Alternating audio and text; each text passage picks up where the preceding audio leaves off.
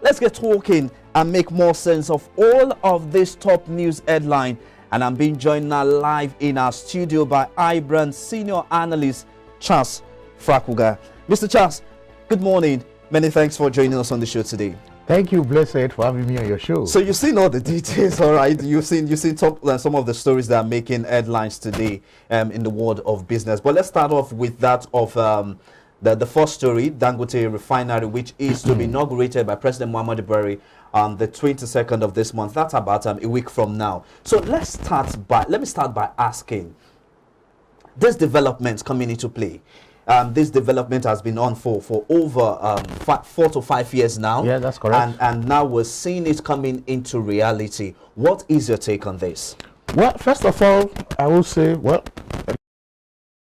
the outgoing government, at least the 22nd, you still have about a week for them to, finally wind down.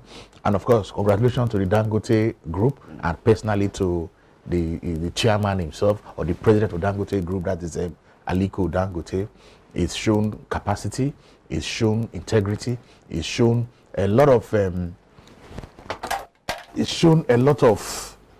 business capacity, it's shown business acumen in terms of trying to drive the Nigerian economy. You can see that is involved in so many sectors in the economy. Is in the oil and gas, is in fertilizer, is in flour. It's in so many areas. And this is just one of it. Well, we are told that the refinery has a capacity of over 650,000 barrels per day. Yeah. That is, they can refine.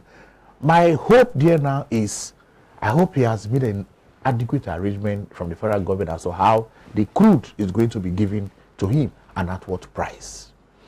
Yes, the average Nigerian is expecting a reduction because since it's going to be refining this product locally here, that will also add to the supplies we have in the country, and we expect, even if subsidies removed in the nearest future, we expect with these supplies from Dangote Refinery, maybe that will go a long way to stabilize the price, even if subsidy is removed, so that it's still affordable to the average Nigerian. Yeah, subsidy is one of the biggest issue on the lips of every Nigerian at the moment, and then there are questions begging for answer, and many people are asking if Dangote Refinery comes to utilization, maybe from May the 22nd, will that reduce the price of premium motor spirits being consumed here in Nigeria? Looking at it I'm saying this now, side by side subsidy removal. If the incoming administration will have to take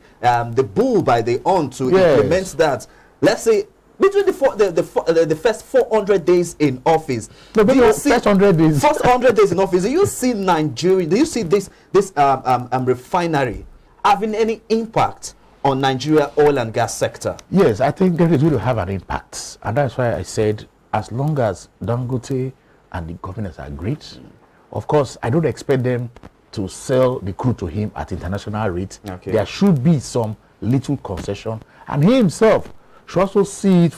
History is beckoning on him now, because it is not an issue of saying the crude were sent outside refinery and now bring imported back. He's going to do everything here. So we expect his cost of production to be a little bit reduced, and of course we expect him. Of course, he's a businessman. Of course, and he wants to sell make more money at a commercial rate. Yes. We are appealing to him now. In fact, he has done it before, and he will do it again. We are appealing to him. Let him sell at an affordable price to the average Nigerian. We are not saying he's not going to sell commercial rates, but let him do it in a way that of course the average Nigerians will be able to afford it. So when we talk about oil and gas, one thing that only comes to mind is foreign exchange earnings. As at last week, there was a report that Nigerian external reserve actually lost about 1.8 billion US dollars in 4 months. And now we're talking about how we can increase our foreign exchange earnings, and crude oil is one of the pivotal instruments that the government is using to expand the foreign exchange earnings. In what way do you think that this refinery establishment will play a pivotal role again to increasing Nigerian forex reserve? Yes, most of our refineries are not working, And what we have, we just export raw crude. Yeah. We expect Dangote Refinery not just to export raw crude, but refined products. And as he refines and he sends it out, of course, Nigerian government is going to earn some revenue from it. So that will go a long way in increasing our reserves. And we believe that if it's well managed, governments do their own control. You know that government even have some stake in that refinery. Of course, yes. So government want to see that this refinery works. And of course, Dangote being, in fact, they have shown is what he is, who he is, what he can do in other sectors. And I believe the oil and gas sector will not be different for him. It's going to make it profitable for himself and, of course, for the federal government. Okay, Charles Fakugra, iBrand business analyst, still with us right here in the studio to look at some of the top stories making round in the world of business. We'll take a short break now. When we return, we'll look at some of the other stories that we're going to be tracking at this time. Stay with us.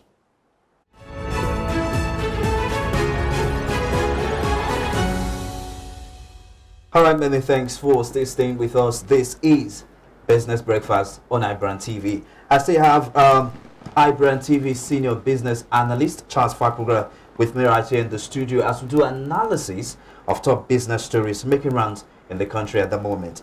Mr. Charles, let's go to the second topic of conversation now. The federal government plans direct flights to Pakistan.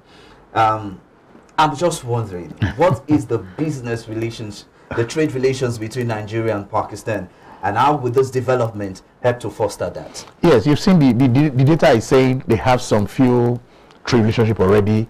I think maybe about $210 million, but that can be improved. And I must commend the Minister of Aviation for taking that trip. And Pakistan or Pakistanis, they have common things with Nigeria. It's an English-speaking country, formerly governed by the British people, and multi-religious also, though Islam is the major religion in that country. So there's a lot of cultural ties between Nigeria and Pakistan. So I think strengthening this relationship will improve on the business relationship. And of course, Nigeria will benefit, Pakistan too also benefit. I think it's a very good development. Okay, so while we watch closely on how this development is going to impact the trade relationship between Pakistan and Nigeria, we just hope that it turns out well and both countries benefit from it. So let's quickly wrap up on this segment of the program. Blockchain technology now. Cryptocurrency is widely accepted in the world, and it seemed not to be accepted here in Nigeria. And now the federal government is taking a bull by the horn by setting up a committee to make a blockchain policy, one that will be useful in Nigeria. Yes. So what do you think this development the impact of this development on the Nigerian digital ecosystem? Yes, we must commend the Minister for Communication and Digital Economy. He has pushed for this, and of course most Nigerians have also pushed for it. But my problem was, let these young folks who are already experts in this blockchain technology, cryptocurrency, let them come to a round table and explain to the older folks. And we need regulation, because we don't just want people to just start playing just like a football match. You don't have a referee. There will be issues. So I'm happy now the National Executive Council has finally given the approval, and of course the council has been inaugurated, and we are going to be seeing this implementation. What I want is let all the stakeholders be there. The young folks, these people who are the cryptocurrency expert, the blockchain expert, let them be on board, and so that let's see how that synergy will help in terms of our digital space. Okay, before I let you go, you know there is no way you can talk about cryptocurrency in Nigeria without the Central Bank of Nigeria playing a critical role in ensuring the effective regulation of this this field. What do you think the Central Bank of Nigeria should be doing to ensure that cryptocurrency become, although we already have the e-naira, so what do you think that the central bank should be doing to ensure that the cryptocurrency with the e-naira goes hand in hand in terms of trading in the digital currency sector? It's very simple. Proper regulation, collaboration with another agency, which is SEC, capital market, and of course the money market, very key. And we'll see. And then of course they should carry on board the young tech guys who are already smart in this business, because I want to learn from them. I want to see how this can be applied. Yes, of course, with crypto, and see how all of us can benefit from it. All right, not a problem. I also look forward to trading on crypto as well. But we just hope that the federal government, as well as the monetary policy, will do the needful to ensure that cryptocurrency trading in Nigeria become one of the trading platforms for young Nigerians, side by side with the naira. I want to say a big thank you to you, Charles Fakuga. Regulation is key. Regulation. Very key, very key. And I believe that the authorities are also listening to this conversation. Many thanks to you, Charles Fakuga, for your time on being a part of this segment of the program. Always a pleasure. All right, still to come after the break. The Nigeria's equities market recorded gains in some banking stocks at the end of trading activities last week to lift the NGS from the negative region recorded in the course of the week. Details of this and more after the break. To stay with us is the Business Breakfast on iBrandTV.